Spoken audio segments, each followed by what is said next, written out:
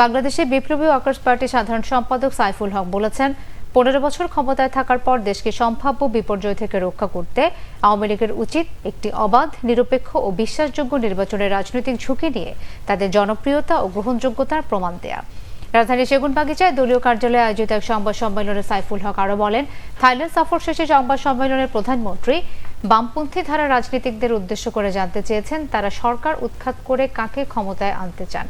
এর আগে আওয়ামী লীগের কার্যনির্বাহী সংসদের সভায় তিনি বলেছিলেন, অতিবাম অতিডান এক হয়ে সরকার উৎখাত করতে চায়। সাইফুল হক দাবি করেন, গণতান্ত্রিক আন্দোলনের প্রধান লক্ষ্য একটি অবাধ, নিরপেক্ষ ও বিশ্বাসযোগ্য জাতীয় নির্বাচনের মধ্য দিয়ে দেশের মানুষের ভোটের অধিকার নিশ্চিত করা। সেজন্য আন্দোলনরত বিরোধী দল ও জোটগুলো সরকারের পদত্যাগের দাবি জানিয়ে আসছে।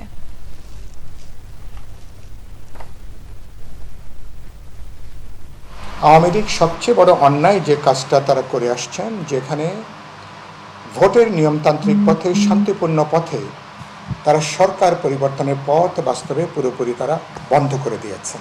তারা বাংলাদেশে গোটা নির্বাচনী ব্যবস্থাকে বাস্তবে তারা বিদায় করে দিয়েছেন। দেশে একটা প্রতিদ্বন্দ্বিতাপূর্ণ নির্বাচন হবে, মানুষ তার ভোটাধিকার প্রয়োগ করতে পারবে, এই পুরো ব্যবস্থাটাকেই বাস্তবে তারা এক ধরনের বনবাসে তারা পাঠিয়ে দিয়েছেন। সকল সাংবিধানিক প্রতিষ্ঠান, গণতান্ত্রিক প্রতিষ্ঠানগুলোকে ভেঙে দিয়ে দুর্বল করে সরকারের অনুগত করতে যেয়ে বাংলাদেশের ন্যূনতম যেটা গণতান্ত্রিক রাজনৈতিক কাঠামো ছিল, ডেমোক্রেটিক ফেব্রিক্স যেটা ছিল, সেটাকে সরকার পুরোপুরি তারা নষ্ট করে দিয়েছে।